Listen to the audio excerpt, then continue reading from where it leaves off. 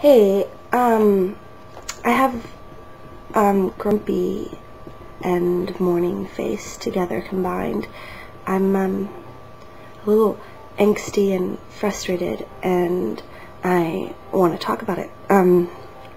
So, my father and I have had a long-standing string of disagreements throughout my life.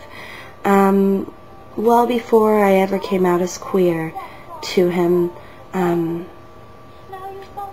never was good enough in whatever I was doing. If I'd write him a letter, of course there were spelling checks that were done. And when I was managing retail, I should have been going to school. And when I was accepted to Berkeley, it was never, no matter what I did, it was never good enough. And though I saw him maybe once a year, because my mother and father divorced when I was 2, I never got support from him. I never got "I'm proud of you" sorts of things. And then as I got older, I began trying to search for those things from him, to where I got a lot of that "you're my daughter and I love you," which doesn't make everything okay. I don't want you to love me because of the position I hold in your life. I am far greater than that.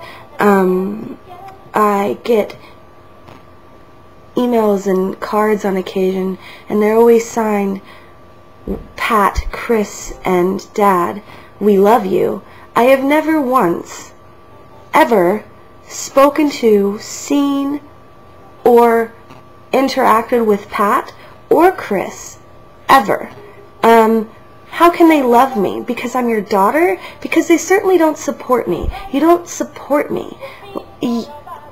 Like, my dad seems to think that I need to pick up the Bible and read what has happened to people like me thousands of years ago, that I am living in sin, and my lifestyle is disgusting, and that I will die of disease. And so those are the things that are easy targets as to why I'm not good enough. My job or my schooling or my activism or my participation in my community, none of those things hold relevance anymore, because now I'm a sick old queer. And that brings politics into play. And the other day, my dad and I don't speak. I pretty much decided not to speak to him a few years ago, but there'll be an occasional 3-minute instant message interaction that will consist of, "Hi, how are you? I'm fine. What are you doing with yourself? This is what I'm doing. Oh, I'm sorry, I'm not ever going to support you," types of things. And then I'm upset, and I'm like, why do we even have this conversation? Why do I even bother? Because ultimately I'm going to be let down in the end, every time. So he does this thing now, the last few years, where he'll send me forwarded or his own views on politics. Sometimes it's like a joking stance of comparing Republicans and Democrats, and it's condescending and belittling, how Democrats are more free thinkers, and that whole mentality is just outlandish or whatever. And I'm just like, why do you send this to me, Dad? We disagree. I'm not going to be happy about this. So there have been a number of occasions where I'm like, please, I'm requesting you, do not send me any more of your fucking right-wing propaganda. I don't need it. I don't want it. Period. And so what's he do? He sends me, well, since I'm just a tick under your skin. I'll really tell you what I feel. And so this is the most recent thing. On the 1st, he sent me an email telling me how he really felt. And it was, I hope Prop 8 gets shut down once and for all. I hope Arnold Schwarzenegger and Californians come to their senses. And I didn't lash out right away. I had a vigil and an amazing evening, and I didn't lash out. But I did sit on it, and I did think about it a lot, and it did, like, fester in me. And I decided to email him, and I simply stated, because it's important. So I decided to email him, and it was real direct, and I quoted him, and I said, Prop 8 is going to get shut down once and for all, and I hope your Arnold and the majority of Californians finally come to their senses. Quoted, right? And I said, I hope by shut down you mean that all individuals deserve equal rights under the law, that it is not okay to treat any American, any human, as a second-class citizen. I hope that you mean you are against discrimination. And then I said, otherwise, Dad, this really will be the last email you receive from me. I know it's direct and it seems abrupt, but I'm 31 years old. And I was still hoping,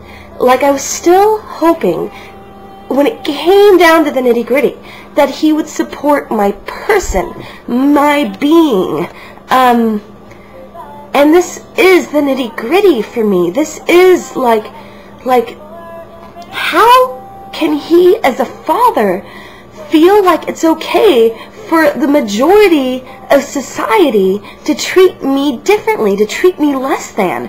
His response to my email was, oh, Michelle, please, those are just excuses. Discrimination? Really? Like, you're just making excuses. Making excuses? Hello? How is that an excuse? Under the law, I am not treated equally. That is not an excuse. That is a reality. So I'm very frustrated. And I'm mostly frustrated because today I got another email. I told him specifically that it was going to be the last email. He emailed me back immediately when I told him that 2 weeks ago, and then he says, I meant what I said, your discrimination is just making excuses, I respect your choices, they're not mine, besides, you need a man and a woman to bring a baby in this world, the loss is yours if you don't want to talk to me, I'm sorry that my oldest daughter can't talk to her father because she doesn't know how to talk without bias. And then he goes to say, I've never condemned you, just try to get you to understand it's plain wrong and sinful. I mean, I don't know, but is that like condemning me in the same sentence as not condemning me? I mean, because even if it's not quite actually condemning me, it's pretty fucked up, And then so I get an email today. So I don't reply to that because I told him it's going to be my last email. So 2 weeks have elapsed, and I get an email, and it's like, the other day I sent you an email, and it appears that I ruffled your feathers. I didn't mean to. He says, apparently the political thing is just something that we can't talk about. He said, I touched a nerve, a raw nerve. But I also asked you how you were doing, he says. And then he tries to make it like I'm a douchebag for not responding about not how I'm doing. How I'm doing is I'm out there fighting for equal rights for all people. That's how I'm doing. That's what's important for me and for everybody.